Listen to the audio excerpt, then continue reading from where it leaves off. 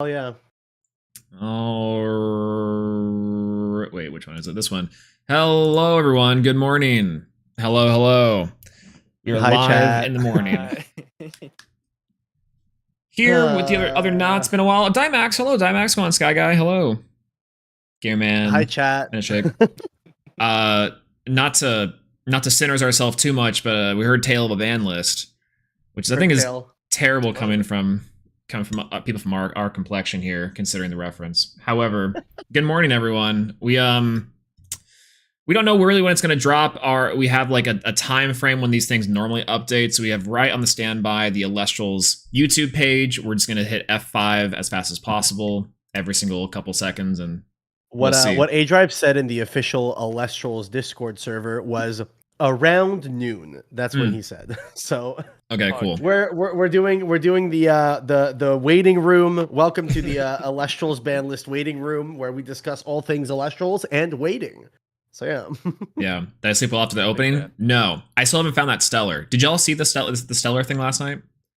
Oh, I saw that you like opened a pack and like flicked a card and it vanished. So the thing that happened was I opened a TP pack, and this TP pack had like I was going through it, and I thought for a second I just ripped the packaging and a card was stuck in there, and I just flinged it over my shoulder. I haven't found it yet, but like in cleanup, all the TP packs were empty. So I might have a pack with only 2 cards in it. There's no, like, I'm missing a stellar. It's scammed. It's the who scammed. Complain that one was the right now. too. That was the best one. It was just threw away a like avoid. It was gonna be it's the Houdini of poison tipped arrows. That's literally what I'm seeing. Oh, was it TP1? It was TP1. So beats me.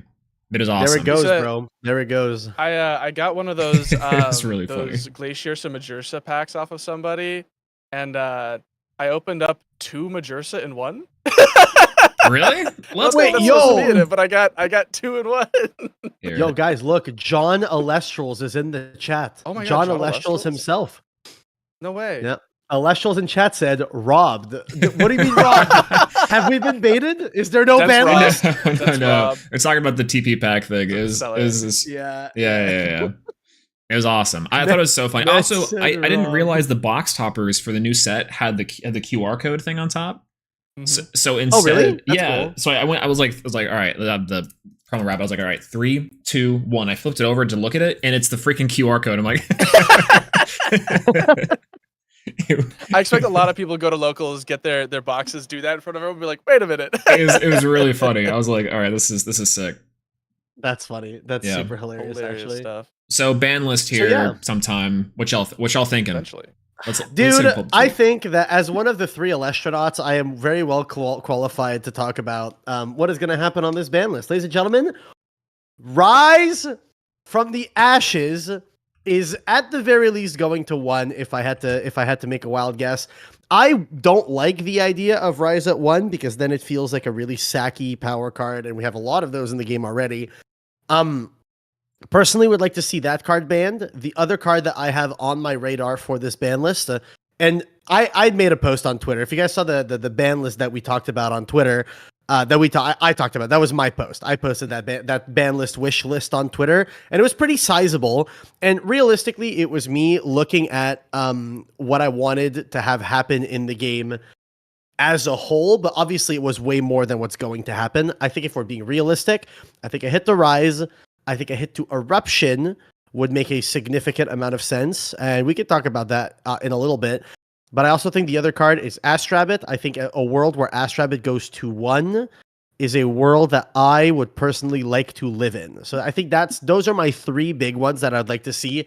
I'd like to see a Rise ban, Eruption to 1 or banned, and the only reason why Eruption will go to 1 is specifically because of it's part of the Krakatuga Vesuvatuga deck. They would still have access to it. Boltuga can add it back from grave. So even with 1 Eruption, those decks can still have access to get it back. And then Rabbit to 1, just because it is the auto-include card in every single deck and stuff like that. That is my personal take on this ban list of what I'd like to see. Yeah, I don't know. Zeus to 0. I think like Zeus is OP. No. I'm actually worried about one thing in the A Drive like Oracle tweet, the crystal ball, is that like It's the mango, the fruit. Which I don't know if there's a dragon fruit emoji. That would be like an ambrosia like hint, right? There Unless is, it's a I'm troll. pretty sure, a dragon I'd fruit. like to see an ambrosia hit. I would like to see it. I like the idea of it, but it's also like I think at that point there's not enough ambrosias for each archetype. I think like we have like what obviously water has some. Fire just got the reforged, and then bears. Yeah, fire has one, water has one, bears has one, lunar has two, Lunar has two. That's solar fair. has one, water currently has two because it has Sluggle and Dratagua. Wind has one, thunder has none if Quackle gets hit, which I would like to see, but without it, Quackle exists, Arcolith exists, that's 4. Howard's like a soft what else ambrosia.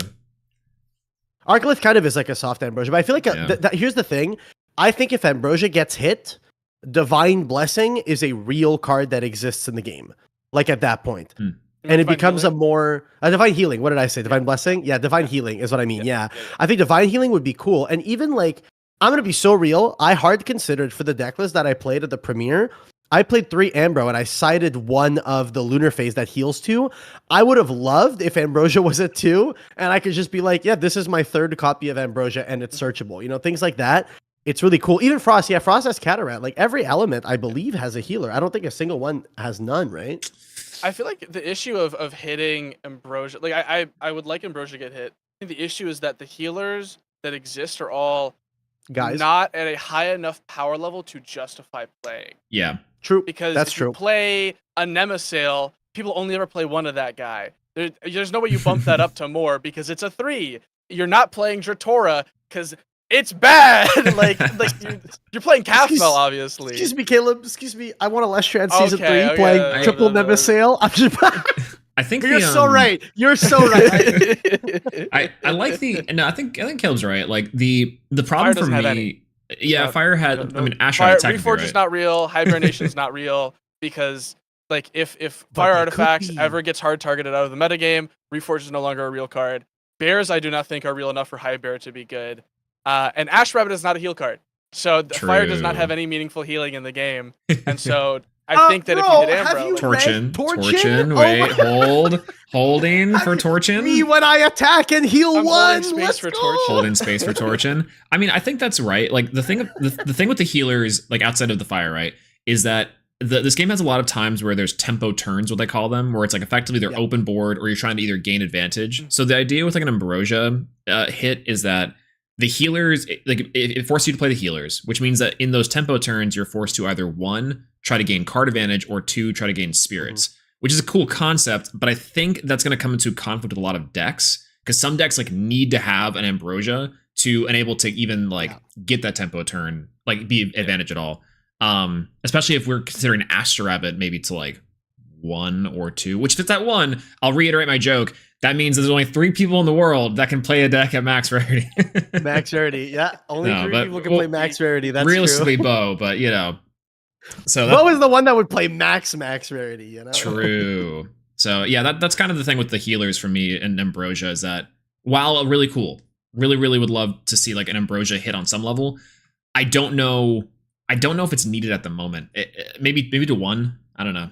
I think the reason I think even to 2, I could see being reasonable. Yeah. I think the reason to hit it, and Sir Tractor said in chat, I'm thinking this exact thing. Make spirit math better. Oh like yeah, in that for sure. you can't play slop decks anymore. Like I played at locals last night. I played what I call Pet Slop. It is the pet shop deck, and I just put in like Aqualinks and Viscerus.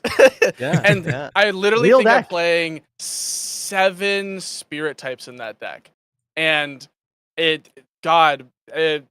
I would love to be like, I have to make the concession to either play Werepup or Earthquake or Cryoblast. I can't play all of them together as an 8 spirit package. You can't. I think one big thing, like on the opposite side of that too, not on the opposite, but like in the same line of thinking, I think with Earthquake being at 1, you're making the concession, I'm putting 2 Earth Spirits and I'm holding on to them as long as I can if I see that 1 power card. You look at stuff like Cryoblast. If I want to play Cryoblast, I now have to make, let's say Ambro doesn't exist and I'm not playing a Frost deck, I have to think, do I want to play 3 Cryoblast, 1 Frost? Because a lot of times you'll draw 2 Cryoblast and it's fine because you Cryoblast 1 time, you Ambro a Frost Spirit back, and then you just do it again and you're fine. versus now with it, like if we don't have Ambro or less Ambro, because you're less likely to see that combination of cards, you have to start thinking, do I choose to play 2 Cryo, 1 Frost Spirit and accept that the second one won't be live if I end up drawing the 2? Do I play 3 Cryo, 2 Frost? Like there's a lot of consideration there that just isn't like right now. I'll be so real with 3 Ambro. If you have 3 Ambro in your deck, you can play 3 Cryoblast, 1 Frost Spirit, and you're good almost all the time. I did that yesterday night, and I saw Cryoblast. Cryoblast is a Tornadian. I added a Cryoblast night saying, all I have to do is see an Ambro, and then this is live, and it was. And Cryoblast is a second Tornadian. Yeah. Legitimately, I think that being able to put Ambro down would be really big, because I think Divine Healing as a card is way more interesting, and the whole point of the game, the last ban list in December, the point was to make Divines more playable. Yeah. Make them even more playable by making the only way of healing using Divine Healing. Like that would be sick. But not even the only Divines. Yeah, not even the only way of healing too. I legitimately think, and like I don't know, maybe it's stupid of me to have this opinion, but I think that if Ambro went to 2 or even to 1, I think it's okay to circumvent that -1 or even -2 of Ambros with 1 or 2 heal cards that are less good. You know, the same way like you were saying, like, oh, Windex only ever play 1 Nemesail. I think if Ambro goes to 2 and then Nemesail gets bumped up from 1 to 2, that you're fine because you're healing your element that you are playing. The same way, like I said, if Ambro goes to 2, in the lunar deck, I would just play the one of the lunar phase that heals 2 lunar, and then boom, I now have a lunar healer. Or I would play a 3rd Kathmel or something like that, you know? Yeah. I think that like I really like the idea, and I think Kevin's your point of the people can't just play their 1 spirit, their slop decks effectively. Is really nice. I think that's probably the biggest benefit of like hitting the healers or hitting like specifically Ambrosia. Is also the thing about like heal quote unquote control or heal stall decks is that they are then also forced to make those concessions on specifically what healers are you playing, how are you playing them, because you can't do the both swing turns, which at that point makes Spoiled Fruit a lot better. So Spoiled Fruit would be a crazy good card. I think it is a good card already. It's noon. Is it up? No, not yet. It's not up yet. Soon. One extra point that I want to bring up for this ban list, because I think there's one point that's important to talk about for this ban list, is specifically the fact that one card that's on a lot of people's radar that I think is unfortunate that it's on a lot of people's radar is Werepup. And I'll play defense here. Werepup's biggest fan. I think that the current iteration of the Werepup Like a Void engine that we have, is it up? No. I said Werepup. Okay. Oh, Werepup. Yeah, where is Pup? Where is he? I think the current iteration of Werepup Like a Void engine that we have is genuinely really cool. I think it's very skill testing. I think it has a lot of counters, but with the inclusion of the new Like a Void Champion of Artemis, this card is broken beyond belief, and original Werepup enables this engine a ton. And the problem with this specific card, with the Champion of Artemis, is that the only card you can realistically hit that's like reduces this engine's consistency is original Werepup, which I think is so unfortunate. And again, maybe this is one of those situations, like, you know, we had said, oh, Daybreak, Celestial's too broken, bro. They have to hit this card. We were in right. Frostfall. We were right. We were right ahead of time. Or like in Frostfall, we're like, oh my god, dude, these more Frost cards, they're gonna have to limit Lycan form to 1 or something. This deck is too consistent. Maybe this is just us dooming again, and we're like, wait, maybe Champion of Artemis Like a Void isn't that broken, but in testing, in the conversations we've had and everything, it's looking like this card is really freaking strong. And the thing that I think that's unfortunate is that we're going to have to eventually, if this engine does need hit, the hit is OG Werepup, which I think is really sad because OG Werepup, paired with OG Like a Void, was such a cool engine that I didn't think was toxic at all. If anything, I thought it was one of the more interesting engines to have come out of this game personally. Yeah. It really added a lot of depth, I think, because, again, I played a deck with Werepup and Full Moon Like a Void yesterday. Yeah. And I haven't played a whole lot of the Lunar Aggro stuff. I've had other decks that I've enjoyed in Moonrise. But playing that was like, God, I'm like doing math of like, oh, I can like swing direct and kill this turn if I'm able to set up, you know, a full moon play, or like I gotta figure out, oh, I need to get my Equilinks or my Kinleo in line because I'm gonna send with the fire. Like, there's a whole bunch of really cool stuff that this engine does, and it almost is to a degree where it's like, actually, what if they e-ban this card? What if they e-ban Like a Void COA? Because I think I like the other. I think Rare Pup's fine. I think Like a Void's fine. It's this one that is a problem, and like just if this is the problem, just get it out. Just bye-bye. I'd like to play with the cool Rare Pup cards. I'd like to enable my Nexusers. I do not want to play versus because in testing, every time that I've played this card in prepping for this format, if this card resolves, you lose the game. Like, you have to out it, you lose the game. Keys on the screen. I'm not wearing pants. I had to get up to get my jacket. The keys, bro, the keys. I love watching it slowly slide across the screen. Chat, I want you guys to know that we did not get keys. We saw Swolax in his underwear. Let's go. Sorry, y'all. We got to see Swolax Let's in his underwear. Many such cases. What was it? We had a podcast where like we started it off with like, all right, everyone's in their underwear, right? That clip is awesome. It's not recording. Everyone pants off is awesome. Yeah, see, this is the thing. You guys got robbed because of the underwear thing. I got robbed because of the Stellar. We're even. It's an even trade. Exactly. Oh god. Yeah, hell yeah, man. But no, I think this ban list, if I'm being super realistic about this ban list though, I think this ban list doesn't have a ton of implications, specifically because of the time at which it's dropping. I think that this is and maybe you guys can tell me how you feel. I think right now is a weird time to be dropping a ban list. And the reason why is because I think a ban list was best suited to drop like shortly. What did you say? I said, yeah, it's early in the day. It's early. Yeah, that's why it's weird. I mean, a weird time. Well, no, he's Central Time. He's an hour behind. I know. Let him get out of bed. CST. But no, I think that dropping it like a week or two, maybe even like just live. It's up. Oh, it's live? Lamau. It's up! No, never mind. It's not a weird time. It's a great time, in fact. Wait, where? It's a fantastic time. Where? Chat, link it. Oh, there it is. Fool. There Oh! Banlist! Clam list! Sending Elechick to Tartarus! Elechick, straight to Tartarus. Fuck out of here! Oh, shit! What? Huge! Kill him! Right, How long's the vid? Time for a brand new banned and restricted list. 9 minutes, Headed okay. into the Divine 9 minutes Champion long. Elechick banned, we like that. Format coming out on June 1st. This video is going to detail all of the changes that you guys can expect to both bans and limits moving forward. And limits, okay. Crazy work to have the Elechick plush in the back. Come on, evil. Chat, Rage will rise. Also, I just want to say, for their big W over the thank you, 100 people watching. Event, and ultimately the first person to lock in their invitation. Oh, no. These are congratulations, Cobalt. Okay, cool.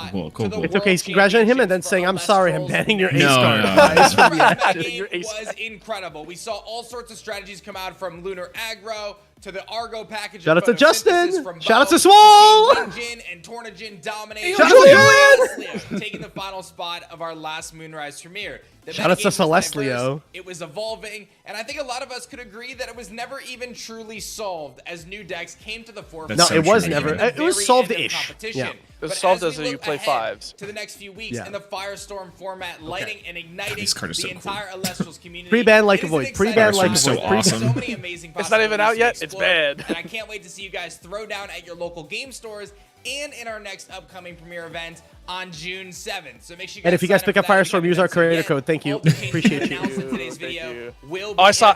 You scanned the timeline. I saw Rise from the Ashes on there. Oh, really? Okay, I missed that. Oh, yeah? Rip?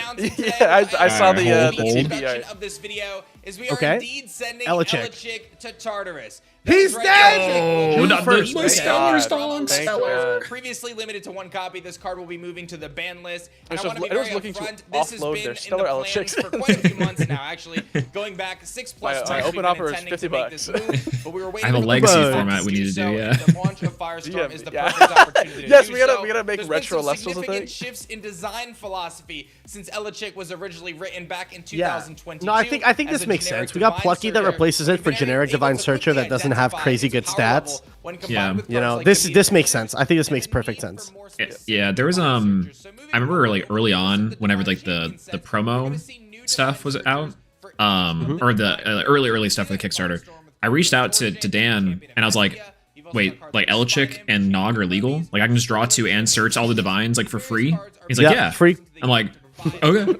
Huh? Cool.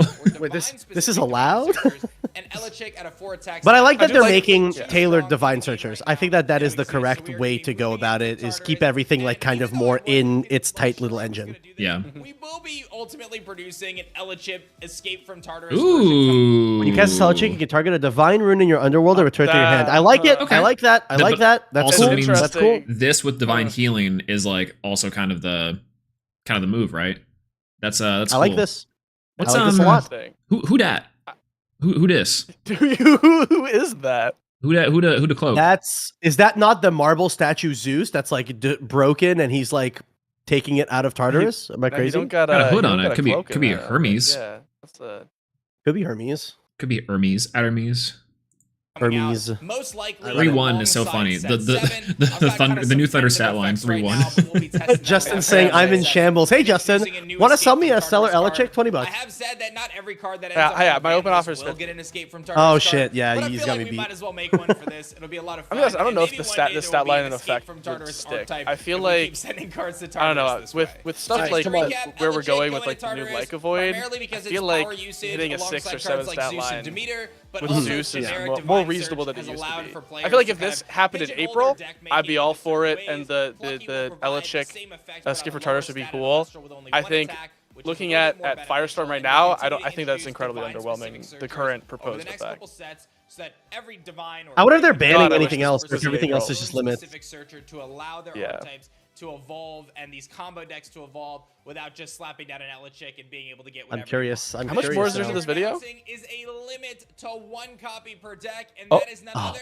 than Rise from the Ashes. Now, I know Thank this you! might seem There you kind go. of I'm Okay. vindicated! this event, utilizing Rise Fuck that card, bro! Fuck it! For quite a few weeks, as we've been looking at Rise from the Ashes. I'll be in the real. context I'll of be any real. other Hold on, decks, hold on. specifically Yeah, Blitztrix, this is and a all desire bullshit. to reduce that power level. I'll be real. I don't like without this. obliterating I don't the like deck it. or the archetype. I think I it should feel be like banned. this limit I think is this is just a ultimately one-off powerful. power card By that just limiting like Rise to super 1, feels you're bad if your essentially opponent has it. removing the functionality of these kind of pitch a 3-cost No. strategies. No. Rather, you're I gonna think have it's to fine at utilize 1. strategies that are a little bit more It'll probably. consistent. I imagine that it Able might to go the way of generate these Elechick, advantages where from this Underworld. list it's And at Rise from 1 the and then it Ashes gets proven banned itself to be sometime one in of the the future. strongest cards Well, the thing with within this card season. going to Easy 1 is play. specifically the fact that if it's at We're 1, gonna be continuing some that Celestial deck that won the last tournament, it can't win. You can't play that Yeah. deck with just 1 Rise.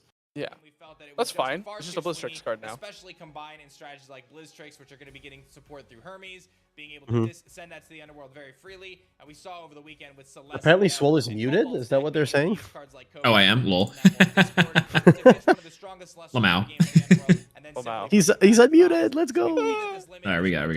Yeah, they But can yeah, hear me no, in this Discord, is gonna be a very sacky one of, but it's gonna be a sacky one of in Blizz specifically. Yeah. Hermes decks can also play it. It'll just be a power spell. I just wish we had some form of like graveyard control, like graveyard interaction. You know? I don't know. Anything else? I think a counter would be good. That's it? For this segment here. We've been spending a lot of time deliberating, and I'm excited to announce that we've actually formed an internal team of some of the best players That's in it? the world. Wait, rewind that? Not Hold just on. 3-cost Elestrals doing the list. To you all, but that is actually it. For Oh! our band list Really? for No this segment shot, here. that's We spent a lot of time Trolled! deliberating, and I'm excited to announce we've actually formed So, an like, nothing internal changed, team really. of We some of just the best killed, players No, in the no, world. no, Not hold just on, at hold on. Elestrals, That's but at unfunded other it? games deck. in helping us make these decisions. So we have a dedicated team. Wow, wow. Okay. This like doesn't do Okay. anything. Okay. We're still building Okay. This just doesn't do anything, All man. right. The Elestrals account saying baited Baited. Lamau in True. chat. Transparent conversations with this incredible internal team that I've created and kind of a forward-facing This is approach awesome. with you guys. Wait. So we're still working out some of the details on that, but expect for us to continue our transparency What's the rest of moving this on? forward and Wow. Oh, okay. not only They're- what are we're they- doing are to they- this evolve is the saying that game, they inspecting but it? why we're Well, doing it 3 more and minutes. how it's going to impact the game moving forward. Yeah, This let's is watch crazy. That we are going to continue to evaluate the card pool All right. as new sets are released and as the metagame shifts. Moonrise had a very diverse metagame, so we tend to think, That's been saying the main it's server best this to list kinda was keep small our for hands away, weeks. I but mean, we they're still small are and they're going with a tiny, more man. proactive approach if we feel that it's needed, and we're going to continue to monitor the situation as it goes. There's a handful of cards on our radar that we're continuing to test. Such And as? even though they may not have appeared on this list, they may appear in a future list, just as there's cards on the list right now Eruption. that may come off the list in the future. We're going to continue to take in your feedback and use our internal testing tools to make the best decisions for Elestrals moving forward. Now, I do want to say I Is saw that like a a lot Nick of buzz Samara the figure in the community back? about us limiting or Trying to look for, restricting like, some of the secrets. core staple runes in the game. Cards like Top- Dorcas oh, Gaze, top right. Ambrosia, and I want to hear his Some take on Majorsa this. one. but I do want to say that I think it's really important that Elestrals has new cards added to the card pool that can fill Yeah. some of those slots before we start Yes. chunking away at those cards. No, I Because agree. if I you don't just disagree with take this. Gorgon's Gaze out of the game or limit it to one, it has an incredibly kind of ripple effect on the rest of the game. That is a very load-bearing card right now. So if there's no Yeah, other 'cause you cards have to in the wait game a that long have time negate for another effect card to or replace can it. Yeah, stop that's something true. on a chain or suppress something or prevent something from ascending or whatever it may be that Gorgon's does, it creates a big void, and I think it's going to actually get out of hand pretty Like a quickly. void? But these What? are all things that we are Yeah, speaking of like a- continuing to wait a minute. evaluate. Like a We're void gonna mentioned? continue to roll forward with the list as it is I right gotta now. adjust my next Samara Elechic list. being banned, Rise from the Ashes to 1. and the Elechic existing banned, list Rise still to staying in 1, place. and But that's again, it. We're going That's to it. continue to test. Race to the top can come back, by the way. I'm going to say Agreed. it. Race to the top can it didn't absolutely need to come go to back. one in the first place. Yeah, as a No, Thundercaster. race, I agree. race can come back. Okay, because we have John Elestrals in the chat, let me preach this real quick, okay? Oh, Removal God. spells? Removal spells. No, I'm going to preach something good. This is going to be something good. Removal spells, I think the direction for removal spell, make a generic removal spell that is just a retuned version of resting, that instead of checking the number of enchanting spirits on the board, is if your opponent has 2 or more guys than you on their board, you can cast it to pop one of their dudes. Make it cost like 2 or something like that. I don't know. But make it exclusively a comeback card. A card that quite literally cannot be played other than in a comeback situation. Would make a really good removal spell that is also not able to just solidify your position when you're far ahead like Earthquake was, or even resting when your opponent had like a Divine on board. How many times did you resting your opponent because they had a Divine or a Stadium up and you're like winning the game? You have 3 dudes, they have 1, and you're like, I can resting your 1 guy. You know? Yep. I think it'd be cool.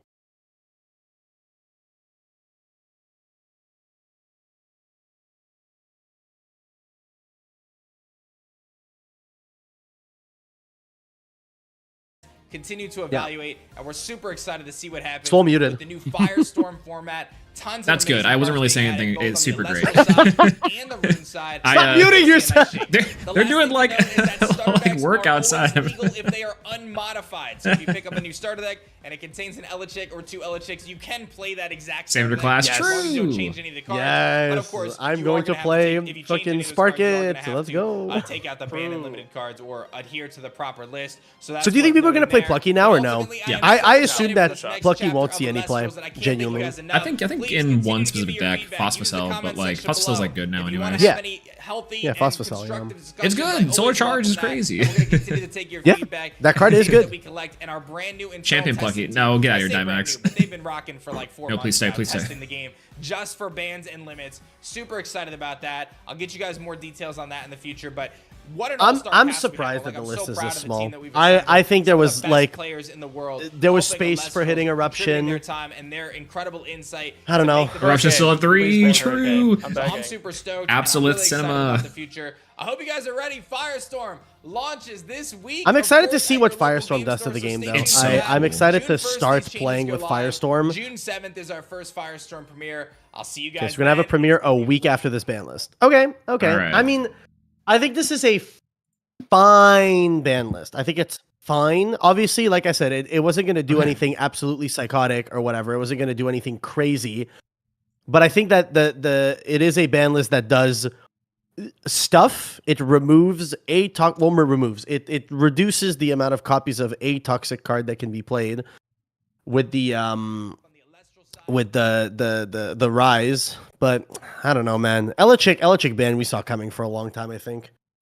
Yeah, so okay. I think this list is so funny to me because like the one concern I have with not like concern, but like the thing I'm curious about with Firestorm is the pace of the game. Like I think that decks just get faster. There's a lot more strategies that are committing more spirits to boards. So I think it makes sense to keep Ambrosia in for that reason. And cards like that, I think Gorgons still becomes like super powerful, and Gorgons is still like the key card because effectively a lot of combos are stopped just by Gorgons, and if it's not there, makes sense. Yeah. Rabbit, I think is honestly, I love Rabbit. I do think that one's kind of sad because it. I would have loved to see it go to 1, man. 1 Rabbit, I think 2 Rabbit's the ideal. Honestly, because like the hide and seek champion of 2025, bro. It's weird because Thunder needs it, but every other deck I don't actually feel like it needs Rabbit. That's the weird part. I think no deck needs Rabbit. I think every deck plays Rabbit. That's the thing, right? It's not every deck plays this format. I think it's too fast. Rabbit, I think, is too slow for everyone now. Because like legitimately Rabbit, because Rabbit's a great tempo turn card, right? It's like you bring out Rabbit. On the turn, you have an open board, you gain advantage, you're up so much, you're winning more. I'm not saying Rabbit's like a win more, and it's a good start, but the thing is that a lot more decks can deal with a 5 body. There are 5 defense now. A lot more decks, like, unless you draw... So every single deck becomes the Celestio deck, where it's like, even like a Spine Nymph, 1 Spine Nymph into Hermes, into Send Spinosect, outs like so much, and you just are winning, right? And that deck's like... That's a 2-card combo, right? No, it's how many... It's just Spine Nymph. That's a 1 card. Oh, right, because it does search it. Yeah, you're right. Yeah, so it's like there are so many more decks that do that. Even like the Nyxamera stuff, like Brummelinks or like Bunnix into Nyxamera the next turn, just like puts your opponent on a clock, and like that kind of heater is crazy. There's like so many weird strategies like that.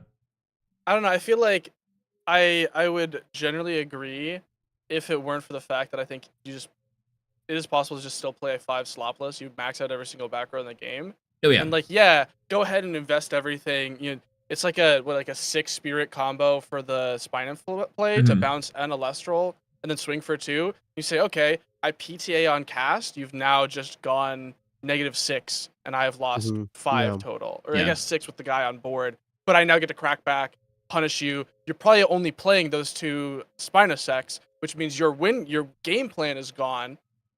What are you doing for the rest of the game? Are you playing more things like the Dracodoodle that are bricks? Probably not. I don't think you can play both Dracodoodle and the Spine Nymph.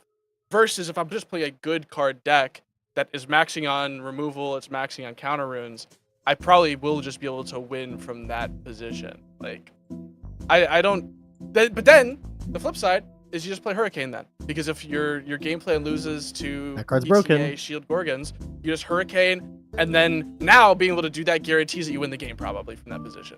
Like, I think that we have somehow potentially ended up in a hand comparison game where it's like if you're playing a combo deck with Hurricane, it's did you see combo plus Hurricane? If you're not playing that, it's did you see your back row?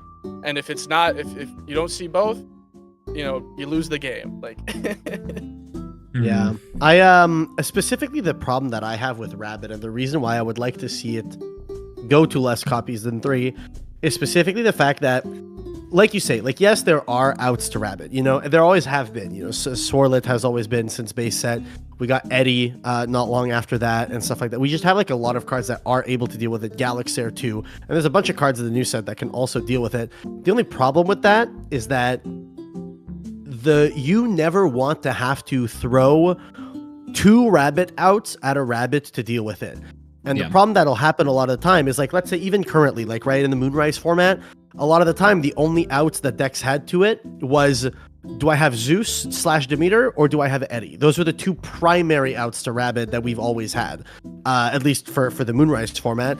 And it always feels really bad to go, I run out Eddie, shit gets turned into attack, and then they Tsunami turn their Rabbit back to defense, and you're like, cool, I must now draw a second Eddie specifically to deal with this Rabbit. And then if the next turn your opponent goes second Rabbit, you're like, okay, cool, I must now draw second and third Eddie to deal with this Rabbit, or second Eddie plus the Elechick that is now banned to get my Zeus to like potentially walk over 2 of them things and all that stuff. It's just like, it just snowballs so heavily into needing to draw a very specific combination of cards to deal with all of them that it just gets really hard. And the problem with that is that your opponent on the next turn doesn't even have to play the game. They can just go, I want one more card. Re-enchant. You know, it's it's a big snowball effect, and a lot of times they can just play slow.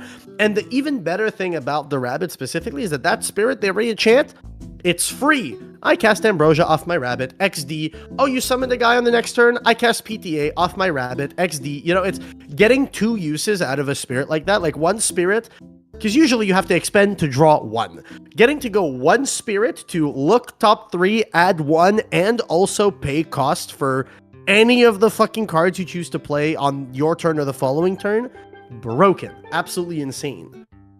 I think the important thing generally about Ass Rabbit surviving a single turn is you get to develop a second card, whether that is re-enchanting to then have like a free play for a PTA or something, or saying, well, I tsunami'd your Eddie, I'll now play a Necruff. A 2 attacker hits over the Eddie in defense position. I play second rabbit in attack! Yeah, exactly. Like there's so many things now that you can do, which means your opponent now has to focus on that other card you just played and not focus on the Ass Rabbit, which means it's guaranteed to stay even longer and have more potential to get re-enchanted.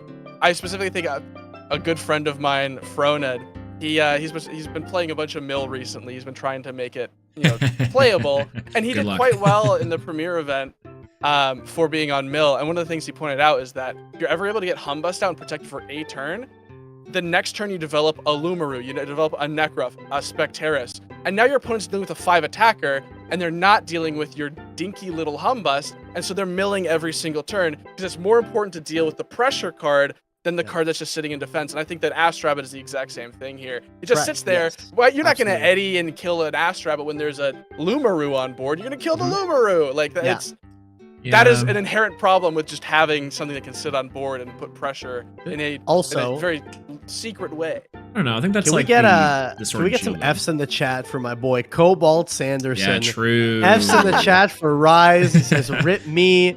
Thank you, Cobalt, for your service. The soldier has fallen. You have done us all a service. You have single-handedly limited this card. Appreciate you for that one. Yeah, I think what's funny about again, specifically the rabbit issue is it's always a question of tempo for me, where it's like and again, honestly, the Celestia deck opened my eyes to this, where it's like, will decks be fast enough to where that stuff just doesn't matter?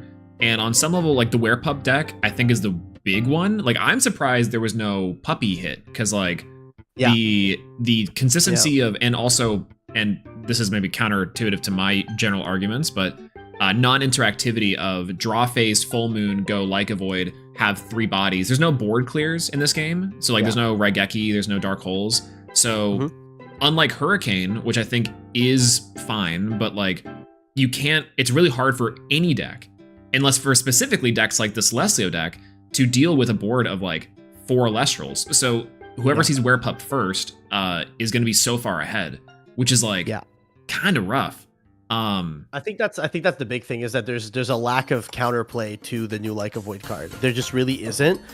If it's a turn 1 Werepup, it's there is 0 counterplay. There is not a single card that is able to interact with that Werepup before the Like a Void comes out and effectively pendulum summons 3 Werepup from deck. Yeah, and so the cards that I don't know would be. Because the idea there, let's say it's an after the Werepup scenario, because it's not an if, it's a when that Werepup comes down and the Like a Void comes out, brings out all the different Werepups. Now the question is, what's the combination of counter runes and runes you are forced to play to counteract that deck, right? And that strategy. I got the counter for you. 1 sec, I got you, bro. Yeah, where's my bottomless trap hole? No, I got you. Let's pull out the Moonrise Binder. There is 1 card. And ladies and gentlemen of the chat, and Titan's crazy. I got you on the 1 card that beats that interaction. Let me pull the Dimax also has the answer here. It's Chronodile, yeah. No, the answer is my guy Necrolith. Yes, Necrolith is good. the answer. Necrolith is such a fantastic answer. It's peak. So the thing is that that's just it's the easiest thing to play around in the game. Yeah. Like, Correct. I agree. First side, I you agree. just never cast the second Werep Up. I'm honestly of the mind that like you may never cast the second Werep Up because it might just be inting to do so. Yeah, I think what I do like about the Like a Void stuff being real and probably being everywhere is that Titan is like the craziest deck alive now. You go Ardbud, go like what's it called? Go the new Specteris out into the entire line, and that's the only way to effectively clear this board, which is cool. Sorry, Gorgons. Okay, now you're dead. Anyways, now it's a game. Now game's over. So Gorgons becomes now like a weird anti-load bearing card. I don't know. Again, every single tool you can give to the fair decks, you can give to the unfair decks. Yeah. I also think a big thing with this, right, is that a lot of people look at that play of, you know, do the Werep into the Like a Void, summon 1, 2, maybe even 3 Werep if you play a bunch of them or whatever. The thing there is like, yes, it's an expensive play. However, it's an expensive play that gives you so much board presence. Like, look at it this way, right? The deck that just won this last premiere, the Celestlio deck, Apple for 1, Rise for 3, Celestlio for 3. That is a 7 spirit investment. That is a third of your life total investment in a singular turn to get a guy on board that loses to a singular EQ. However, it won the tournament because that is good enough. It is a strong enough play that even though you're investing a ton of resources into it, that is fine. Look at even Blizzstrix, bro. 1 spirit for Snowlet, hit a Asprowl, sure. 2nd spirit on Asprowl, pay 1, mill 4 more, hit a Blizz, sure, no problem. 3, slap another spirit on for the Blizz and stuff like that, hit another Blizz Engrave, by all means, I'll rise that one too. 3 there, 3 for the second Blizz, I win the game. The game is over. Even though I spent half my spirits in a single turn, the game is over. GG's, it's done, you know? Yeah. Yeah, this one, it's, again, I would love to say this is a very funny discussion point because it's like, it's hard to talk about the things that are hit and more about like what things weren't hit. And it kind of feels like kind of rough to have that perspective because it's like, the question will always be, what are they seeing that we're not in terms of testing, in terms of like investigation? Because to me, and not to relate this back to Konami, kind of different circumstances, but it's like, like, what are they trying to communicate with this list? And what I'm reading is that the Werep stuff isn't an issue. So my brain immediately goes into why. They're saying Rabbit's not an issue, and I have to go into why. And so then it's like, okay, Ambrosia and Gorgons and stuff like that, I can get, and I don't really have a particularly strong, like, out of the game, into the game. It's more of the Elestrals side of things. And, like, removal side, like Earthquake and Race being, like, also still limited. Race, I think, is completely fine in terms of a card. Race could have come back to 3. I don't think anyone would have been upset about that, genuinely. Yeah, Earthquake, too. I think Earthquake being so, like, much of a spirit investment, that, like, you know, slop decks, aka, like, the 5s piles, can play this card. But, I mean, you still have to Tekken the spirits, right? You still have to play that 4 Earth spirits for your 3 Earthquake, like, back in the day. And yes, that'll be worth it. But I think at this point, we're starting to get to where a lot of decks don't want to run 4 Earth. They want to run that 2 Earth and then get your 1-off Earthquake, and your other 2 Earthquake are dead. It's a Cryoblast thing, but I don't know. Yeah, it's the Cryoblast thing with that's always live, genuinely. That it always hits anything you want. I almost feel like with how some of the strategies are accelerating in terms of, you know, like the going into Blizztrix real quick shit, I feel like Earthquake actually now is totally fine to be at 3. And like, yeah, go ahead and invest into your big guy and have it pop by Earthquake, because you can guarantee it with Hurricane that it will happen and you will generate value off of it. Like you can spend all that to get there. Then if you can get punished by the Earthquake, so then now we have a deck building consideration of, do you want to play Divine Blessing? Do you want to be playing a deck that turbos out into a big guy in the first place because Earthquake is at 3 or even at 2? It just resolving a big, and this has been I was thinking about if I played in the previous premiere, what would I play? And in my mind, there's 2 options. I think these options are continuous into Firestorm, regardless of how things might change. You either play a good stuff pile that generates value, it is low to the ground, it is 5s at its heart. Or, number 2, you play a boss monster that you can get to through Hurricane that wins the game when it resolves. And those are your 2 options. And I think that is the same here, because we still have Hurricane, we still have big fuck off guys like a Void, and actually now it's even worse because you resolve like a void, and then if you hurricane beforehand, you're guaranteed that you just did it like it's turn 1 essentially. The strength of Werepup is doing it turn 1. Hurricane makes it so that now Werepup can happen on turn 1 any turn. And then if you wait, or you say, okay, actually I'm also playing Pharaohgeist or even Antitan to ascend over these guys. Now I have through Werepup another way to get into my big fuck off combo that wins the game. And so I'm making my deck more consistent while also putting up insane pressure, because Werepup Full Moon Like a Void for 2 guys guarantees Pharaohgeist no matter what your opponent does. There is, like, I don't think there is a 3-card combo in the game that consistently gets through that entire board without being, like, just unfeasible to have drawn. Like, Resting Earthquake Cryoblast does that, I think. And, like, that's ridiculous to I just think, I think that in Elestrals in general, even from the very beginning, from base set, we've always had these cards that say you must answer me now or the game is over. Initially, like in base set and stuff like that, those cards were Ash Rabbit in combination with Spark It, and they were Equilinks. Those are the 2 cards that was answer me now or you have lost this game. Earthquake me right now or you've lost the game. Which one?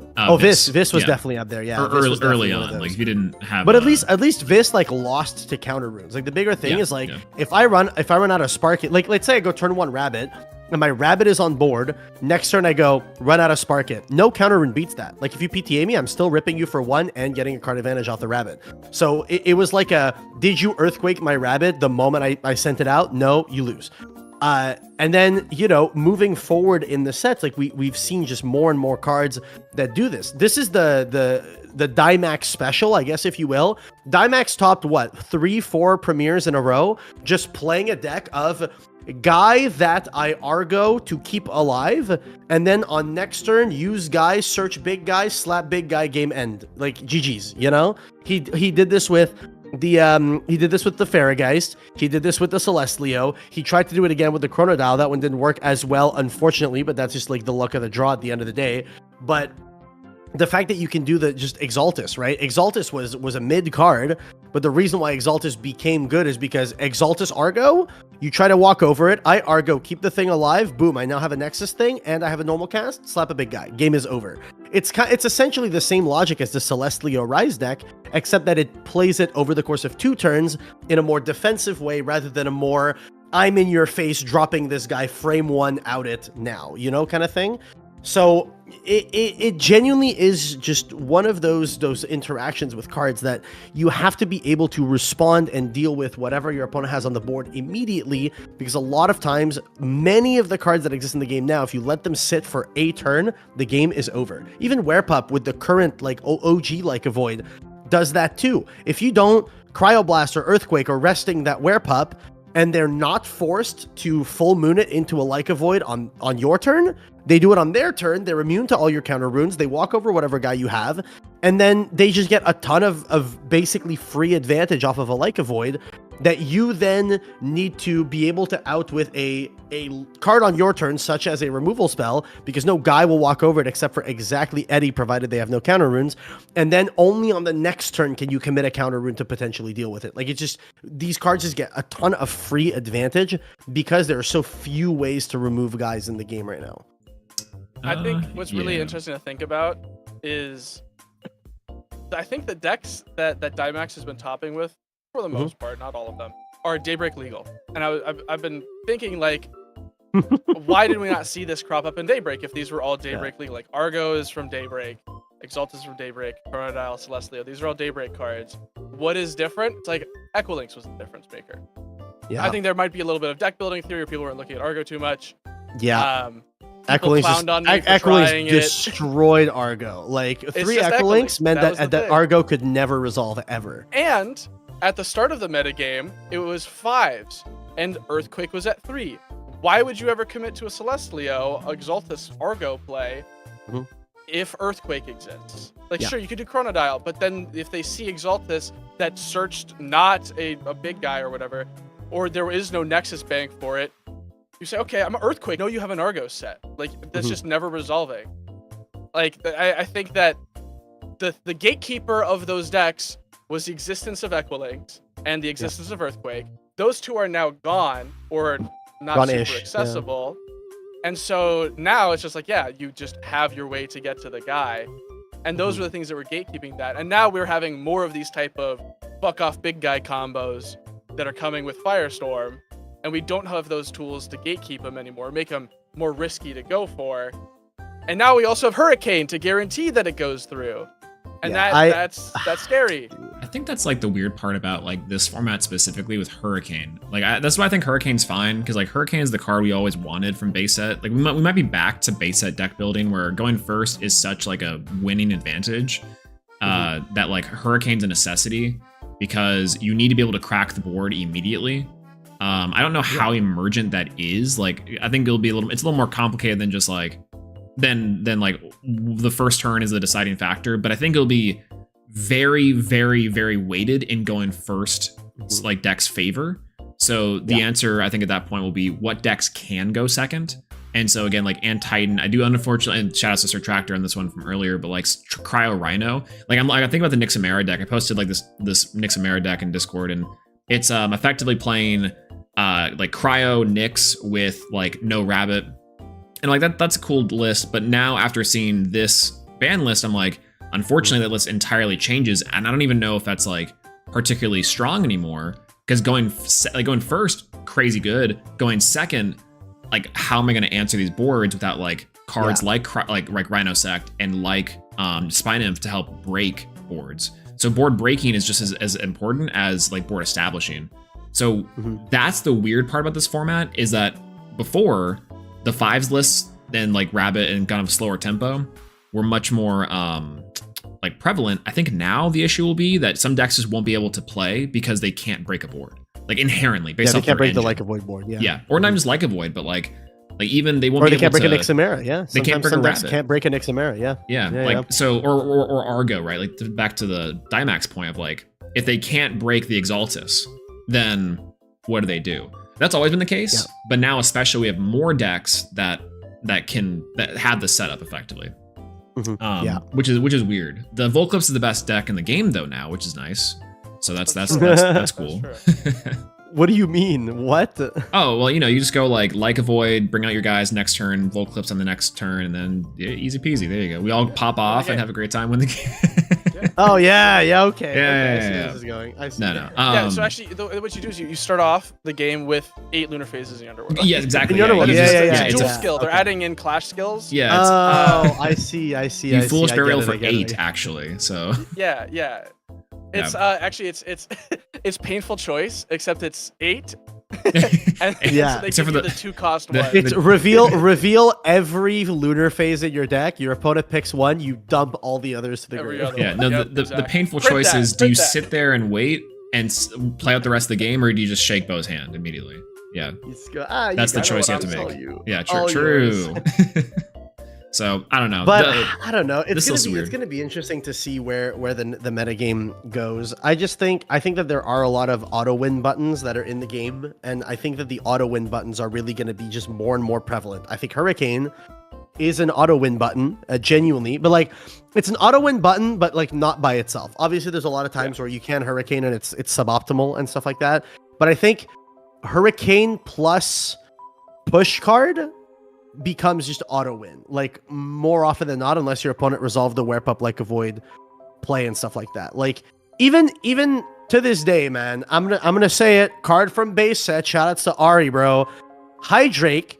If your opponent has a 5 on board, just a 5, and you have Hydrake Hurricane, that's a Pantera, and you win back the 3 you paid, because you pay 3, wipe their back row, Hydrake Twindra, Pent, swing them for 3. So you have effectively only paid the Pantera line, and now you have a Pent on board. It's like, what do you do? Hurricane plus push card, there is 0 counterplay to that. Almost 0 counterplay to that, There's no like lingering effect that you can like chain to the Hurricane that does anything meaningful, with the exception of a Sharon's Obel, and if you want to draw 3 cards while they're going through their Pantera line, you know what I mean? But like, nobody's playing that. Nobody's going to be playing that because that card is otherwise really ass. It's super situational. So it's like Hurricane into Pen costs 9 spirits. Well, it costs It wins the 9. You game! inflict. Yeah, it costs 9. You inflict 3 to your opponent. That's a 6 spirit differential to win the game. 6 spirits, so you're -6 on them. The Apple Celestial Rise is 7. So it's effectively a cheaper play that wins the game, you know? So it's arguably. It also deck thins. It also deck thins. I like the new cards that we get. So we get the wins, bag of wins cards, those more generic options. We get like Thunder gets a lot of cool stuff with like helping breaking boards. Are there cards that we're missing in terms of this? Because I think my mind is still a little bit Daybreak and Moonrise pilled for the most part, but I'm very Moonrise pilled still, yeah. Like for the most part, I think there's like some cool strategies and decks that come out of this. But I think with this list, like you realistically could just play a deck from Daybreak, right? And still do fine. Like a 5s pile is still very viable. With some new stuff, dude. I'm gonna be so real. I think and Swole, you'll like me for this one. I think the Bronaglow deck is real. I think the Bronaglow deck is very real post new set. Absolutely. And I think the one thing that would have made that deck not be as real as it is a hit to Rabbit again. Like, because the thing is, Thunder still has pretty much all of its tools with the exception of the one Elechick that it just lost. But that deck having back row removal, monster removal, or like, you know, Elestial removal in this, it has Race to the Top, which is at 1, but still, Race to the Top, Earthquake, and Resting. That's, you have 3 removal spells for guys. You have 2 to 3 removal spells in Thunderstorm. You could also go like a 2 Thunderstorm, 2 Hurricane kind of thing. You can play Hurricane in that deck because you will be playing Water Spirits anyway, because Eddie will continue to be good.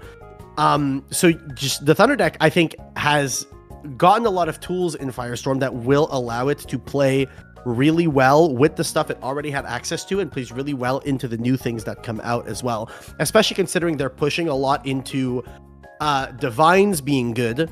I think that the Thunder deck specifically has a good matchup into decks with Divines, because the only card in the game that really deals with the Divines very well is Thunderstorm. You can Hurricane them, you can Tornado them back to hand, so they still have it. It costs a lot of spirits to play it again. Thunderstorm just deals with it entirely. Hurricane doesn't deal with them. Equilinx deals with them, but Equilinx loses to, like, you know, a Gorgon's Gaze or something like that. A Thunderstorm, there's no counterplay to, other than like exactly Divine Blessing, which I think we might see a lot more Divine Blessing in Firestorm meta, but that's, you know, still yet to be seen. Yeah, that's true. The Thunderstorm, I think, is a good shout, because a deck that I've been thinking a lot about recently is just a Thunder 5s list where you play Titanic Strike to search Thunderstorm. You don't play any Bronaglow stuff. You just play Spark It Ass Rabbit, baby. Let's go. You play every good beater you can in Thunder. You play Quackle. You play Spark It Ass Rabbit, Titanic Strike, and you just say, all right, do anything. I'll just kill you. Like, I will just pick your hand. I will kill you. I think that's like... And with Stadium up, dude, Titano Strike 5/5, dog. Yeah. Like, how do you deal with that 5/5? That's kind of the cool part about, like, I think specifically this and in Emo Links is that the one thing I am excited for is Stadium Wars are pretty high back, because like, I love that. I love Stadiums. And it's pretty cool. Like, these cards are now do something cards. Like, Emo Links effectively says, let me Frost Enchant a bunch of 5 bodies to make them 6s. Which is really cool. Like, even Thunder can play like the Thunder 5s pile. Jolton becomes like one of the best cards inside of the game for Jolton. Like, always been a 5, always has been. It's easy peasy. Spark It, I think, is also something I'm talking to Siberian a little bit about this yesterday on stream. I'm worried about Spark It because it's still very strong. Very good. Yeah. 100%. It's like weak, but like whatever. Like who cares? Like, go Spark It, hand rip the out of the 2 cards, now you're down 1. Let me Nexus to Rabbit, be up again. Like, that sounds insane still, even in this format. So what are the stats on Typhlant? It's like a 2/2? 2/2. It's a 2/2. Okay, so we have better Typhlant with a better effect and a second effect because it Nexuses. Yeah. You know, like, and Typhlant, I'll say it, bro. I'm gonna be so dead ass with you. Typhlant is a good card. It always has been a good card. Has it been a meta relevant card? No, because the stuff around Typhlant isn't as good as the stuff around Spark It. But like, Typhlant is a card that has text that reads insane. It's a hand rip, and you could just constantly do that shit. Just bring it back constantly and do it again. Spark It, even just having the one hand rip. The way I'll explain the way I view a hand rip is a negate. It's a negate. It's a negate that is like one of those, you know, mandatory, like if your opponent activates a card mandatory, you have to negate the first thing that they do. A hand rip is a negate. It's a taking away a resource for free, and taking away a resource for free will never be fair. It never will be. I think that the Escape from Tartarus Spark Kit, and I'll go on record and say this right now.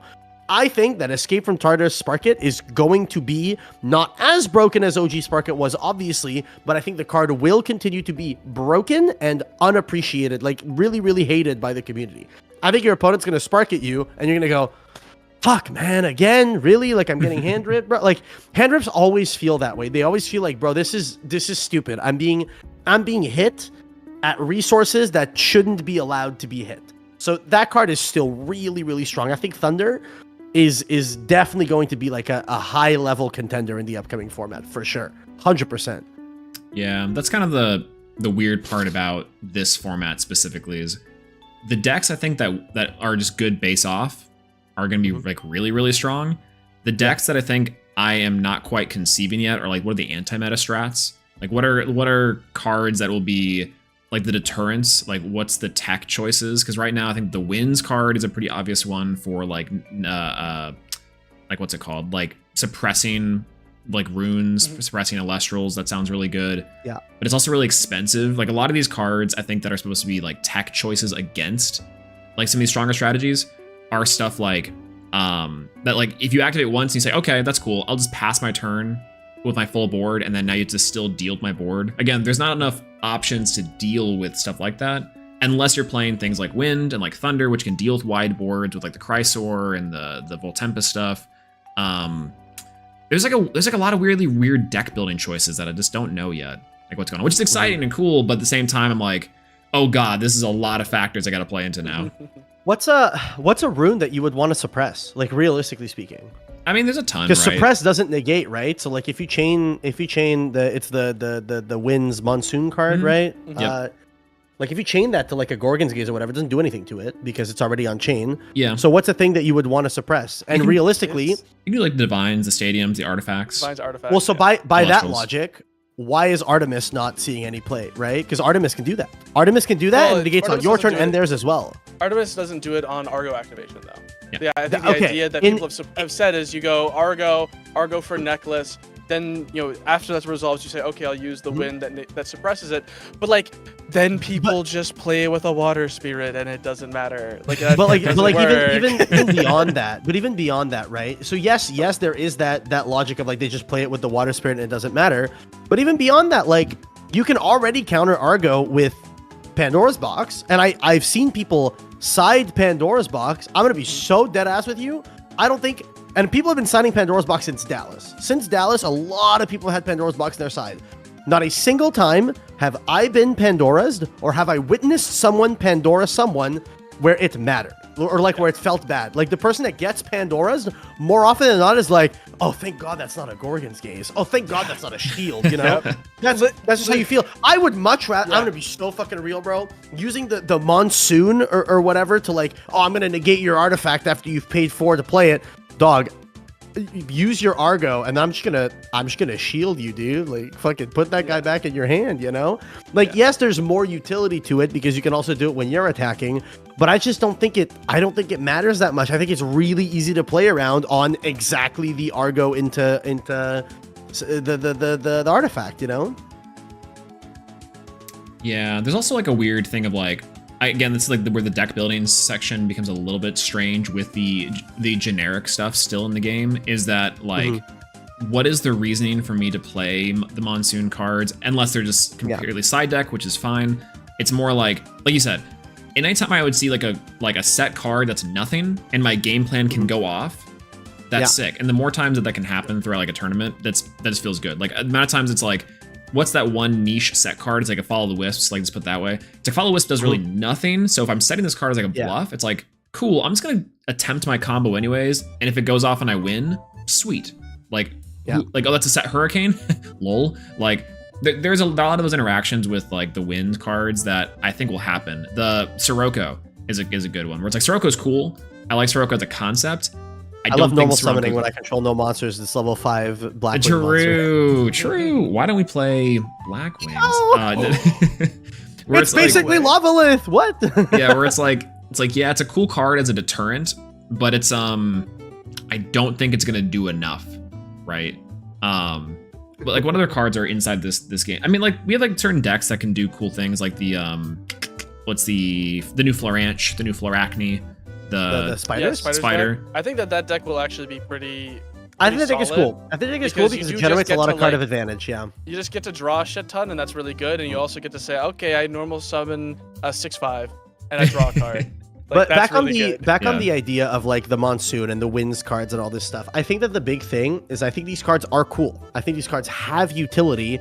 I think that these cards are overshadowed by base set counter runes and will continue to be overshadowed by base set counter runes. I feel as though there have been a total of 0 counter runes that have been there has been 1 counter rune that has been meta relevant since base set, that came out after base set, I should say, and that card is Argo. I don't count Full Moon because Full Moon is a combo piece. That thing could have been an invoke, could have been a counter, could have been what, it doesn't matter. It doesn't really change a whole lot.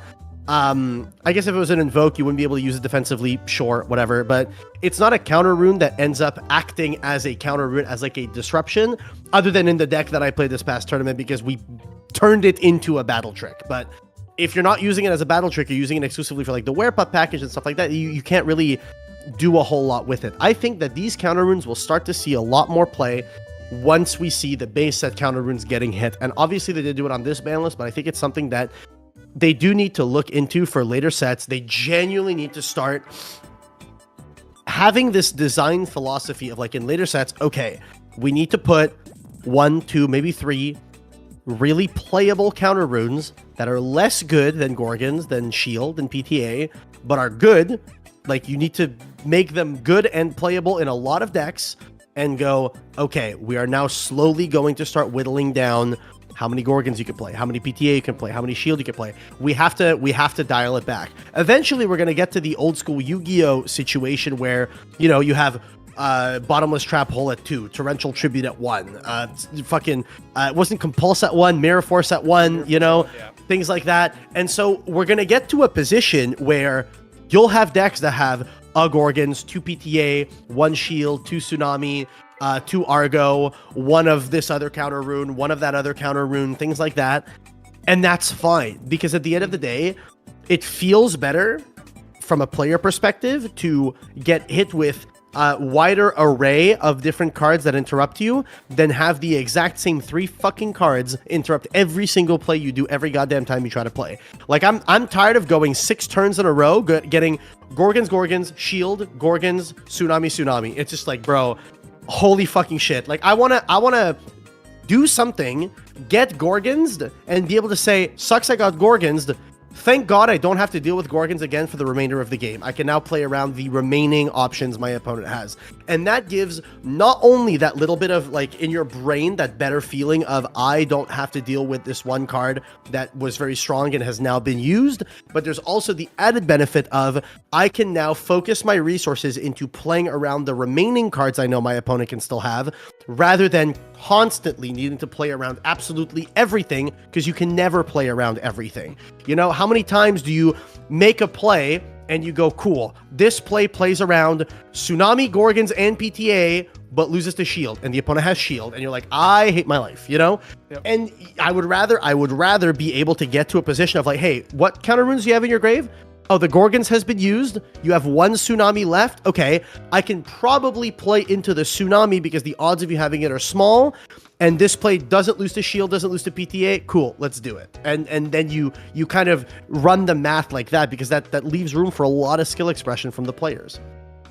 I think there's already a lot of really solid, or at least interesting counter runes to be used through Firestorm. Like, yeah. I think Dense Fog is a sick card. I think that it has usability, and it gives you a reason to play Lunar if Dense Fog makes its way into the metagame. And I think that's cool. Like, that's why Tsunami has always been really interesting, because when water is really good, you don't play Tsunami anymore. But then people are playing Tsunami, so then you can play other non-water decks, and it creates this interesting meta call you can make. And I think that Dense Fog could fill a similar role. The Lunar Phases have some interesting generic use as well. The new Divine Winds, those all could be really, really interesting to play in decks. But the reality is that every single time you go to consider one of these cards, like, oh, I could just play Gorgons or PTA or Shield, Gorgons, yeah. Or even Alter or Tsunami. Like, these are all just objectively better cards that will generate more value when you play them. I mean, just look at Gorgon's Gaze, right? What does Gorgon's Gaze do? It does fucking everything. Negate, suppress, can't attack, can't ascend, can't nexus. It does everything.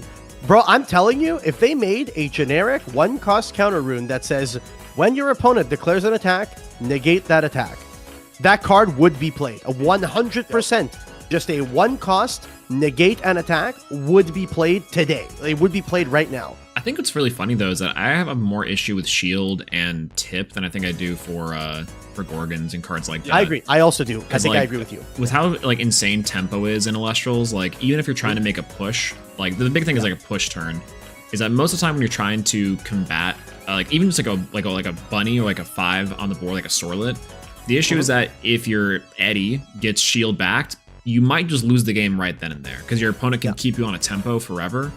And I think that's kind of the issue with like even a lot of these cards and kind of the ban list is that like there needs to be a way to equalize tempo where it's not so in the favor of someone who just activates that one shield or that PTA or even like a Gorgons. Gorgons I'm like more fine with because it doesn't remove the Elestral. So now it's still on the onus of like the opponent to deal with like the body, which is hard to do. So the balance there is like, let's say I have a rabbit Eddie.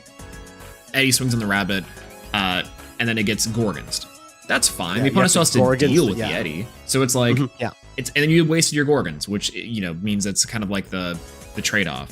Versus like Tsunami, Gorgons I think are the 2 best counter runes in terms of balance and play. The other 2 I think make it really hard for decks to consider any other option counter rune wise. Because why would I play the Monsoon? Why would I play Dense Fog when I can just do Tip and why can I just do Shield? Like Tip was one of those ones that has gone between like 0 to 3 constantly. But even if you're playing 3 of them, it's like, yeah, I have a removal immediately. Like it never feels bad. It just never feels bad. I also think that I think those cards are just like less interesting. Like personally, one thing for me is I want cards to feel interesting flavor wise, and the amount of times where like I'll say Alter, fucking awesome card flavor wise, bro. Alter is a card that has cool utility, it's strong, and it does something unique to this game. No other game, like if I look at PTA, I can tell people it's a delayed trap hole. If I look at Shield, I go, it's Sakuretsu armor, but it bounces. Versus Alter, what do you compare that to Yu-Gi-Oh? It's it's Book of Moon, kind of, but not really, and you have to have a thing on board. It's the Virtue Dragon. That's the one. Yeah. It's just realistically, there is no comparison because it's unique to this game. And I think Elestrals has something very unique going with the way the game is designed, the way the mechanics function. And I think they need to lean into that a ton more. I'll be real. I want a set. Give me a set that's like Rise of Nexus or Caster's Nexus or some bullshit. And just give me a set with just a fuckload of cards that all do like interesting things with the Nexus mechanic. Give me like the Nexus set. Tell me this is we're taking Nexus to a whole new level. These cards all do interesting things that have to do with Nexusing, and we're really leaning into the Nexus mechanic. And I think that would be so fucking cool because that is what the game has going for it that is super appealing to a lot of people, is that it has interesting mechanics that are unique to it, and we have to lean into those a whole lot more. You can make counter runes that have to Nexus. Alter, if you just had Alter that just said, change the battle position of a guy free, without nexusing, card be broken. Absolutely busted. It's good. It's very good, but it has another little piece to it. You have to have some amount of setup. It's not free.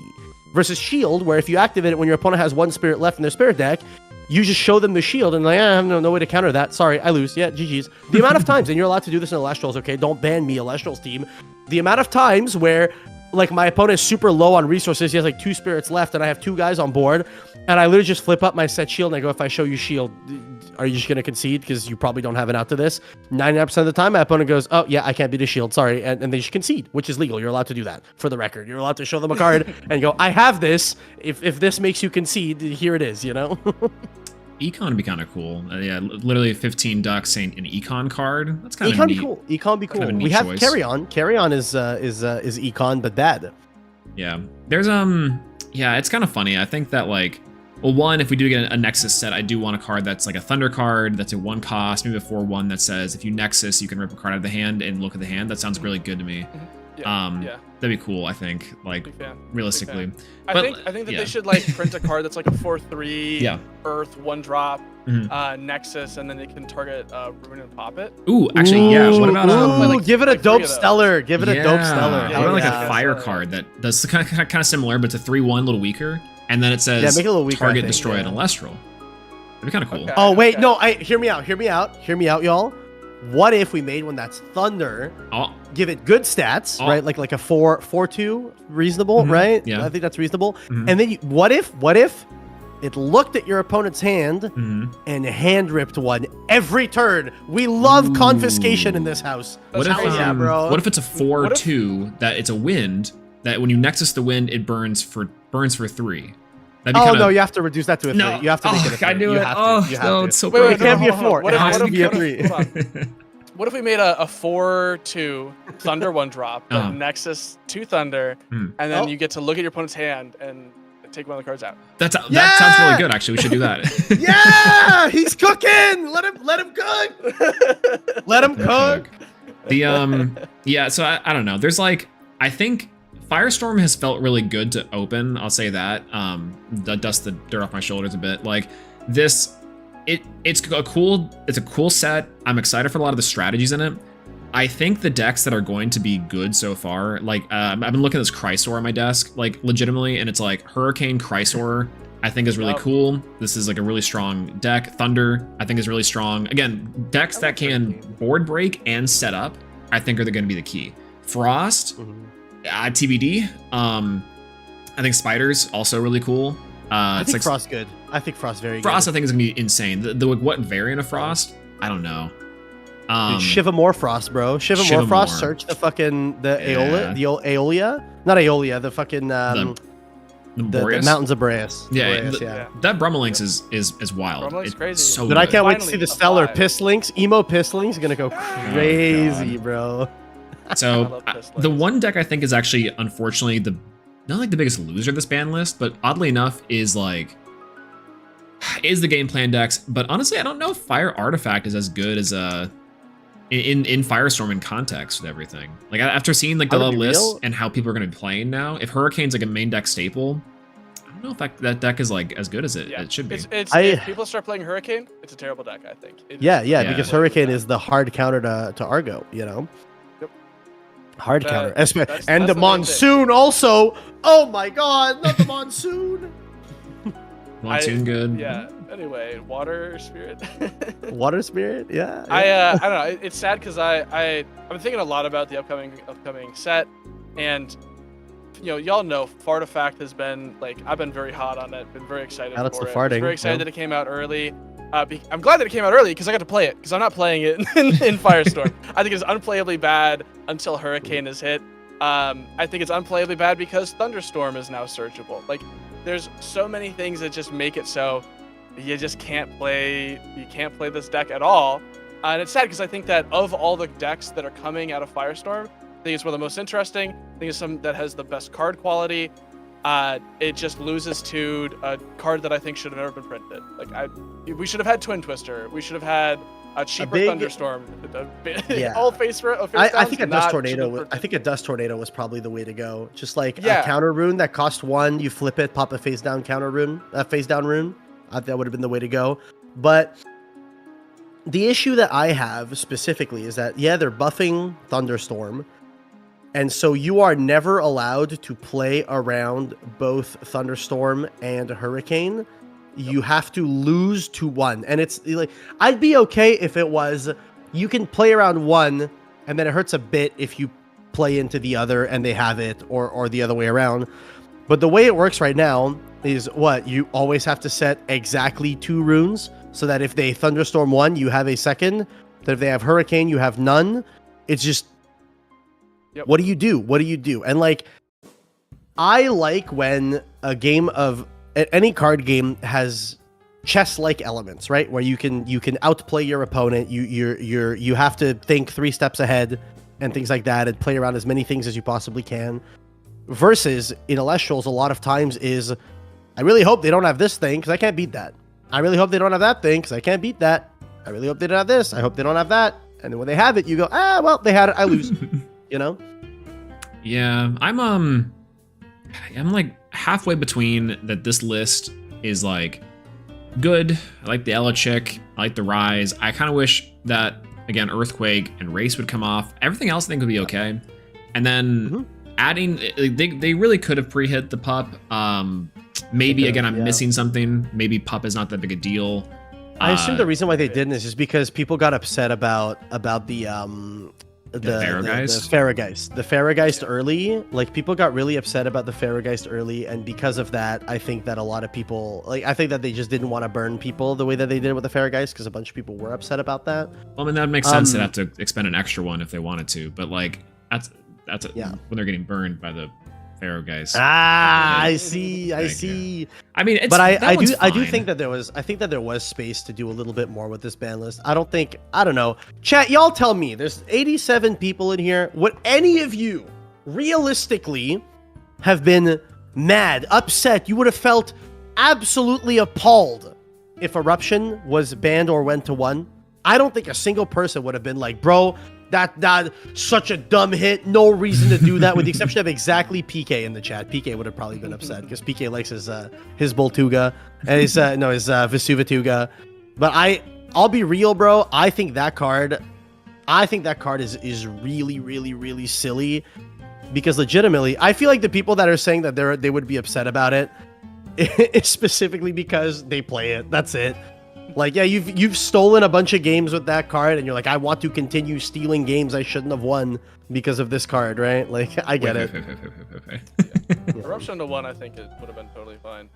I don't know. I agree, but like maybe on some level, I think the card isn't fun. I don't think it's fun. That's fair. Big, that's fair. I think thing, putting it to 1 is because there are too many cards that are based around it, and so banning it means that like Krakatuga, Boltuga, Vesuvituga, they just are unplayable cards now. Yeah, putting it to 1 would have been fine. I'd have been fine with that. Yeah, I just exactly. My only problem is specifically, it feels really, really, really dog shit to be in a leading position in a game. Like you have like 4 or 5 spirits on board because that's what your deck is aiming to do, and you have 2 spirits left in your spirit deck. Your opponent is down to a spirit. They have a card in hand. They draw a card and they go, I activate Ambro. I put back 2 fires. I kill you with an eruption. And it's just like, that has happened way too many times, and I'll be real, that is probably the interaction that legitimately is like, bro, I want to quit this game, bro. So when you get hit with that, you're just like, this game blows. I still remember Elestrals season 3.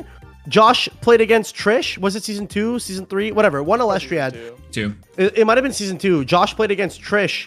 Trish has 8 spirits, 2 Ambros in hand, and Josh goes, Eruption, you're dead. Yep.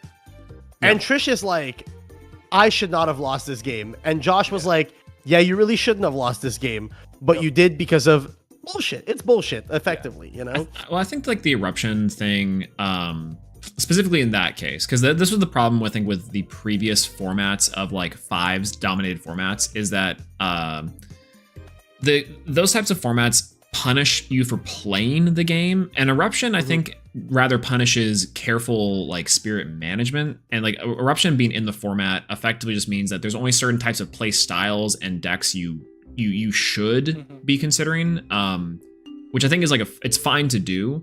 The only thing I don't like about Eruption in terms of like wider design is that it does feel bad when it drops, but I think that same type of deck would have also still lost to a basic 5 strategy at full power with like the full removal, the full heal, right? Like heal control is a deck that I think keeps on winning because it's a deck that's saying, hey, you're bad at spirit management. I'm gonna punish this, and I'm gonna keep on being up on you. So you got to be able to play around it.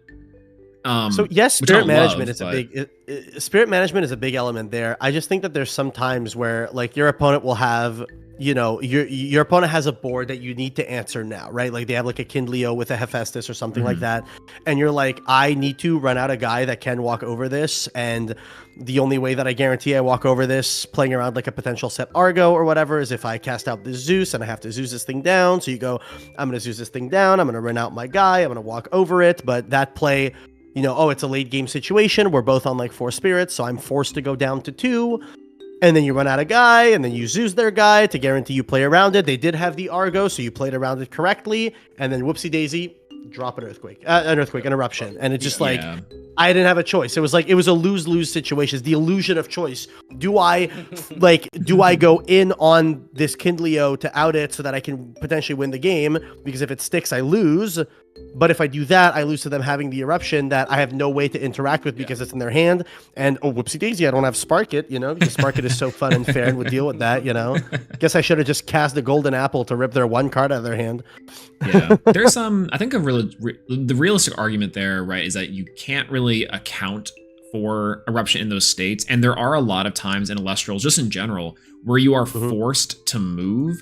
Like you get put into you get put into checkmate constantly in Elestrals, like for the chess terms, where it's like no matter if you feel like it's like yes, I could wait a turn and try to gather resources, but that's never usually an option. So it's like, okay, let me instead, I'll make this push because the only move I can make. So you're right on that level. Yeah. There is just sometimes nothing you can do, and eruption will punish you for that, which I also don't love that interaction either. Yeah. And that's also like the same for a lot of other cards, but that's more of a tempo issue with Elestrals than I think the actual card. I love when you can manufacture a checkmate situation when you have like a combination of two cards that out whatever it is your opponent has, right? Like it always feels good when your opponent has a set counter rune, you have a guy on board, and then you cast another one water enchanted, and you're like, there is no one counter rune that stops the push I'm about to make. That always feels really good. Or another situation like that is the situation that came up that me and Justin talked about on the deck profile we posted on the Elestrals channel yesterday that you guys should all watch. There was one situation that we talked about in that deck profile, which was if I cast out a Werepup and I have a set full moon and my opponent goes, I have this Gorgon's Gaze, I can beat their Werepup on the next turn, so I feel safe. I'll just run out a Rabbit in defense. And I have Specteris, second Werepup, Elechick, or Jolton in my hand. All of those cards are able to deal with this interaction because if I run out Jolton, they have to Gorgon's Gaze that, otherwise I get Stadium, and then my full moon can enchant to the Jolton, walk over the Rabbit, and then they're forced to Gorgon's Gaze my Werepup, so that's a checkmate situation. That combination of two cards beats the Rabbit. Same thing with like, if I run out Specteris, and I go Werepup effect to ascend, they have to negate that with the Gorgon's Gaze, which suppresses it, making it so my Specteris can then suppress their Rabbit, go up to a 6, walk over, checkmate situation. That feels good because you are outplaying your opponent. I really don't think putting your opponent in a situation where they are forced to check notes, play the game, and is balanced. I just don't feel like it is. Yeah, I don't know. That's it's definitely an argument of like placing your opponent in checkmate from a couple moves, right? Like you're actually like from like, trying to think of like the chess perspective here, but it's you actually have a few openers, so to speak, and then you have a couple turns after that where you are trying to maneuver them into it. So for the Werepup line, for like again a lot of the Earth aggro, or even like this photosynthesis, if you will, like there's a lot of times where you are sitting there and you're like, I have Heliolith, I have this Calf-Mel, I need to make these two work. Let me wait, and then now I can walk my opponent into the mate. Versus again, it's like let's go Werepup turn 1, like a void for 2. It's like, if you do not have a very specific combination of cards, I win on the spot. Hyperbolic a little bit, but in the same way that with the eruption thing, it's like, I need to go down to 2 spirits here to win the game. And if they have eruption, I'm boned. But if they don't, then we win. So it's like, then you're forced into those 2 spirit, or 1 spirit, whatever. And then you say, all right, like you said, flip shield, I'll concede, right? It's like, okay, show me the eruption. You're presented with the draw the out. Do you have the out? Yeah, exactly. Literally. So there's a lot of scenarios where you're put into that position, sometimes in a like it feels bad mode. I don't know how often those really occur, like super often, like fairly recently. Especially with the incoming of a lot of these like game plan decks we've been seeing. Because I feel like the game plan decks are almost like if the opponent's playing the game plan deck and if they don't see their combo, they lose.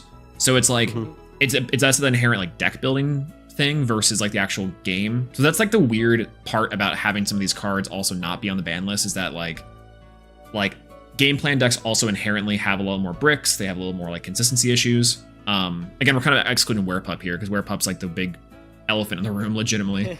yeah, very much so. I agree. I don't know, because like again, we talked about Rabbit being earlier.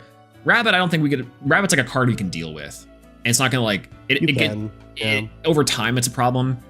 it's more of like what cards need to be addressed immediately. And Rabbit, like after turn 2, yes, but after turn 1, it's like, yeah, you can let it chill for like a turn, and it's not immediately game winning. It was back when Spark It was a thing, but now not so much. Yeah. I'm excited to see if new Spark It brings back that fear of letting a rabbit live for a turn. I think just so. because like having a good Nexuser, because realistically, right, like Larva Cell was the only Thunder Nexuser that they had. I won't call it good.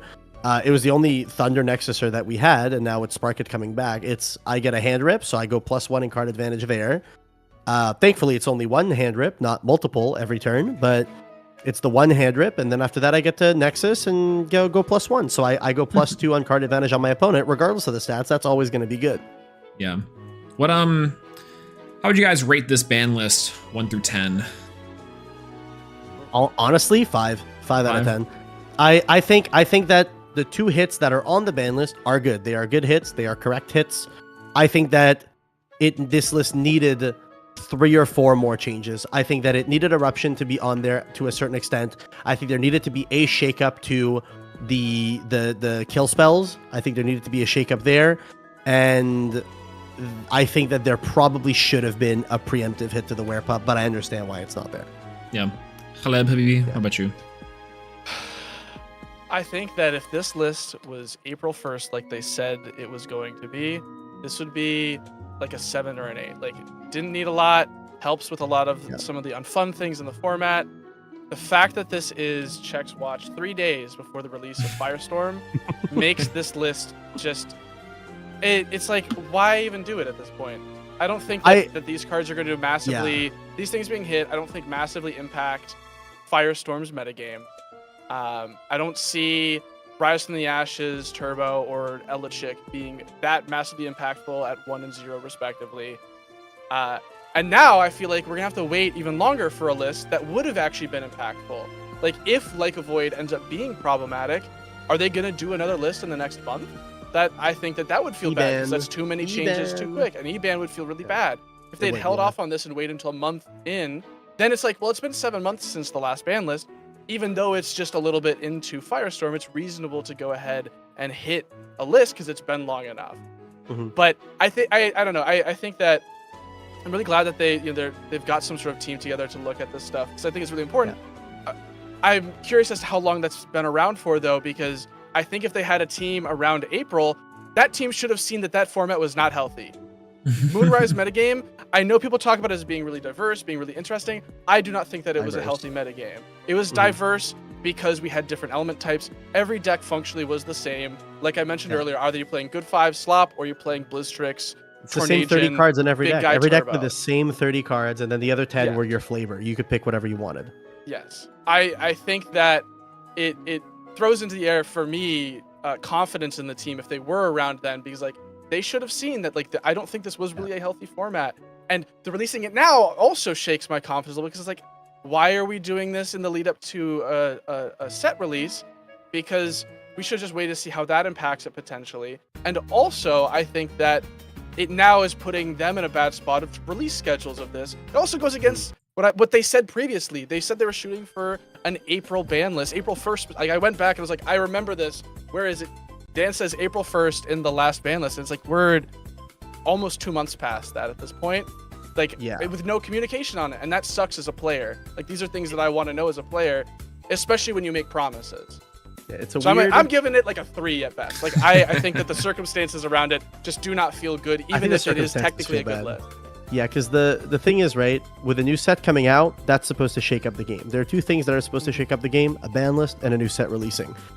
The new set is releasing, that's the shakeup. We didn't need a ban list at this time. Where the ban list was more needed, I think, was, like Caleb saying 2 months ago, and the reason why is because we've known the entirety of the Firestorm set for the last 2 months. There's a lot of people, almost 3. There's a lot of people that just did not care about Moonrise that much, because all they did was, oh, well, we know everything that's in Firestorm, so I'm just going to care about Firestorm. I'm not going to care about Moonrise. And I think that a ban list dropping in between us knowing the entirety of Firestorm, which in fairness, that's like a whole other criticism. They revealed Firestorm way too early. But I think that there's a world where they should have dropped the ban list in the Moonrise format to say, hey, we're giving you, like, here's a different flavor of Moonrise format to theory and work on before Firestorm drops, which would have probably reinvigorated the desire to play for a lot of people, because I know there are a lot of people that did not play any tournaments in the Moonrise format after Firestorm being revealed because they cared about Firestorm more than Moonrise. So I think that if this dropped a month or two ago, like, I think this ban list should have dropped a week or two after Dallas. They've been like, here, Dallas, close the chapter on that. Here's the next chapter of Moonrise before we release Firestorm. And I think that the ban list dropping now feels very strange for those exact reasons. How about you, Swole? What do you feel about this ban list? What's your out of 10? So my normal joke of, like, you know, count how many cards are on the ban list and then use that out of 10. There's 11 out of 10 here. But honestly, a big question mark. I don't know if how much I want to rate this one, because it's like, it seems like it's a filler ban list. It's like, I appreciate the fact that they have a team together that are evaluating the staples, evaluating, like, stronger cards, like, probably as we speak. And they might be even ahead of us, right? That's also the weird part about it, is that, like, Elestrals is also operating, like, a couple months out. So I don't know. My big thought on this with the question mark out of 10 is that, like, while I do like the fact that I can play effectively the same decks I was before, Moonrise and Daybreak decks alike, I would have loved to see the meta shift into, like I can play, like, I don't know. So to rewind a little bit, Werepup and Rabbit are two that I'm like, I feel like a lot of players would be like, these are auto includes, also including the runes. So for me, it's like a creative deck building decision where it's like, yeah, like I can maybe not play Rabbit just because it's funny, but I know I probably should. And Werepup the same way, where it's like, I don't maybe want to splash a lunar package in my deck, but I probably should.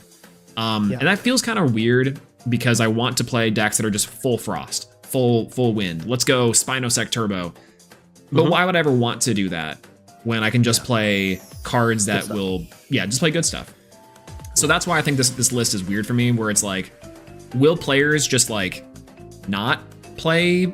Will they just play their good stuff decks, or will they just play the new stuff? I'm betting that there's gonna be a lot more good stuff decks than the new stuff, but I also think the new stuff, depending on how broken the new stuff is, how strong it is, maybe that's what we're missing, is maybe go Spinnymph into Spinosect, like, turn 2 is really good. I don't know. Maybe. But it's well, right, it's weird. Like maybe spiders are good enough. Maybe, like, all the cards are, like, there's something I feel like I'm missing here, is what I'm trying to say, I guess. Like, I don't know exactly what I'm missing yet. And my suspicion is that there will be game plan decks that will rise, but we will still see a disproportionate amount of good stuff decks, just topping, just winning, and just blowing backs out. So I agree. I think in the minimal testing I've done prepping for Firestorm release the past couple weeks, just every time I build a deck, I'll like, you know, I'll do some testing with somebody online, and, like, I'll play it like, I need to play Werepup in this. Like, that immediately raises the ceiling of my deck. It makes it a lot more powerful. Like, I now have to find space for 4 or 5 Lunar Spirits in my deck. Like, awesome. And it's like, please cut the engine that you were trying to play, because God knows you're not cutting on Gorgon's Gaze. Awesome. Like, thanks. Yeah, Werebears. Is there let you know, given we're maybe playing Astrarabbit and Werepup packages in the decks, sure. Even for not. Are there any decks that you all are excited about in Firestorm? Because I think there's a few for me, but I know for Caleb you've been testing a little of them, and then Kevin, you've never read the cards, so that's like I'll admit to this. Chat, I'm a fraud. Okay, I think I read all the Firestorm cards, or most of them, when they were revealed a singular time, and I've not read them since. There are a lot of Firestorm cards, like Caleb and Swole, whatever, have been, like, posting Firestorm deck lists in our Discord, and I have to go, like, hey guys, what do all these new cards do? I don't know what they do. So yeah, I know a few of them, just because I'm the kind of guy that I'll only read a card once it's available for me to play. So I'll read them all this week. But I am excited for the bear deck. I did read the bear cards. I remember making a thread about the bear cards and saying that I don't think the bear cards are fantastic. I think Hibernation is a okay card. It's okay, no, but not better than okay. Do I think it makes bears insane? I don't. I think bears has interesting counterplay to all the things that are in the format. So I am excited to try bears. But I'm going to be so real. this format, I'm just gonna play whatever the heck Justin builds and says, "Hey Kevin, play this," and I'm gonna go, "Okay, I will play it. Thank you, Justin." That's awesome. I've been labbing a bunch of different lists, and the Bears, they're missing another guy. They just don't have like the Majursa's cool. You're not getting enough bear swarm for Where is meaningful. Don't Fuck the Bear? Oh, Yeah. God. Yeah, it's just it. I don't know. There's not enough bears to justify playing it. I was playing pre-Firestorm bears with hibernation because of the Shattered Star stuff at locals a couple weeks ago. It's just like, wow, I have 7 bears in deck, and I'm still finding that I am not seeing enough bears to make Don't Poke live, to make High Bear live. Like there just aren't enough good bears that actually do something that is meaningful for the game plan. Yeah. So like that was something I was excited for. Now I'm like, actually, I don't think I'm excited for that anymore. I was excited for like a void. like Zeus maybe, but like I don't really want to play Gore's Turbo either. I played versus that in testing. I was like, wow, this was miserable. I did not have fun playing versus Gore's Turbo. Yeah. Hermes I think is really interesting. There's some very interesting lists that I've been labbing with some friends, and I think that that's really cool. I think that Hermes Trickery is an insane card. I think that Dracodoodle is also very, very cool. I'm not super sold on Spinosect, but I think like the Dracodoodle loop is really, really cool, and like I think that there's validity to that, and that's probably the deck I'm the most excited for, and I'm like barely excited for it. Because every other deck I'm looking at is like, all right, Barely. so we auto include Where Barely Ass excited. Rabbit, all the counter runes. I'm playing enough Thunder. Let's play Quackle at this point. Let's play Zeus. Okay, we're playing Spark It. Okay, I've made my entire deck basically, and it's like, my deck builds itself for me because I have to play these set number of cards. Yeah. And that has made me honestly really cold on this. So like, I apologize if I've come off harshly on the list. I'm just really cold right now. Like, I'm not excited for Firestorm. My creator box gets in like in the next couple hours. I'm gonna open it, and I hope it sparks something in me because nothing in the set really is exciting me anymore. I don't know. I opened mine and like these. So I pulled up a few cards like to give me some like weird inspo here. But I'm eyeing a bunch of decks, and I'm gonna probably pick one of these 6 to. I think the cows or are 7. cool. The cows are cool. They are. The I think they spiders look seem cool. neat. Yeah. Obviously, like anything with the Artemis line, Spinosect. One deck I really, really want to try is the Chrysor. Chrysor Wind with like Hurricane and Fin Dust, I think is like crazy. Nixamera and Thunder, I think are the other ones that I'm curious about. So there's like a lot of decks that I want to try, but I think ultimately, again, what's going to come out on top is a deck that can break boards and a deck that can establish a board. And as long as that deck can do that, I think that anything can succeed in the Firestorm format, which unfortunately is also like a Moonrise deck. It's also a Daybreak deck. Like that's kind of the weird tricky part is as much as the new toys are great, how much better they are than the old toys, big to be seen. The only one I know is like definitively better is this card right here. This Lycovoid. This thing is like Broken. is Broken crazy. card. Super good. I don't understand why it has 6/5 stat line. I think the 6/5 stat is great. line was a very big oversight for sure. Yeah. So For sure. Blizztrix is probably still going to be a crazy deck. There's a ton of decks that are still existing that are still really strong. I mean, Blizz is significantly weaker with only 1 rise, because that was the big thing. Yeah, that's Yeah, fine. sure. Play more Ambro. I would much rather they Ambro than they rise, to be honest, because that was the big thing. Is like against Blizz, a lot of people felt like they were forced to play Divine Blessing because they were like, bro, if I don't Divine Blessing this rise, I lose the game instantly. So you had to play it. Now probably not so much. You just take the L to the 1 of or whatever, or you like hold your 1 removal spell for that. You know, so there's ways, but it just feels weird. So as we're wrapping up today, thank you everyone for joining us on our ban list stream. Hell yeah. Like the stream if you haven't already. Let us know if you're watching this in the VOD, or let us know on Twitter, etc. What you guys think of the new ban list. If there's any decks that we should be trying out, I know in the coming streams and videos we're gonna have more decks and obviously our fabled tier list, which we're never wrong. Never wrong. We're Never gonna wrong call as well. Nixamera S tier, and it's gonna win set 6 tournaments. Watch. True. But yeah, I think that's pretty much everything from me. I don't know about y'all. No, I mean, hey, that's it. You guys should subscribe. You should all subscribe so that our number goes up. It would be cool. We are happy with number go up. Honestly, we've been doing, I don't know if you guys know this, we've been doing Elestrals for a year now or something, like around a year and a half, Yeah, bro. a year. It's been a minute. And this has been just 4 friends hanging out, playing some Elestrals, dude. We honestly, this has just been like a passion project for us. Like the video that went up yesterday, it's an hour-long deck profile. And why is it an hour-long deck profile? Because me and Justin hopped into a call and we just yapped about this deck that we put together, the two of us, for an hour because we like the deck that much and we wanted to talk about all the cool things that we put into it. I'll be real, if that was for my main channel, I would have chopped that thing down to a 15-minute deck profile. I'd be like, here's the cards I play, bang, bang, bang, done. But this is like big passion project, you know. It really is just like we just enjoy this and we want to talk about this thing that we enjoy. Yes, Caleb. So I looked it up. Our first video was exactly 1 year, 6 months, and 1 day ago. No, Jesus Christ, we're old. Yeah. the passage of time! Holy. That's what I'm saying. You know, back in the day, it used to be only us and Wirtz. All you new people coming in here trying to teach us what's what. Actually, yeah, that's the other thing too. Excited to see a lot more people play and top these tournaments. However, we're coming for you. We're coming for you so hard, and this is going to be like the season. Wait. Firestorm, we're going to restore. Someone clip that! Someone clip that! All right, well. All right, thanks for watching. Thanks for watching, everyone. Yeah, listen to the Banlist, everyone. We're gonna come. Thank you guys. We'll bye talk bye. later. See you, that's right, Cobalt. I'll see you at Worlds. Absolutely. All right, bye, everyone. Take care of yourself. Get some lunch. Bye.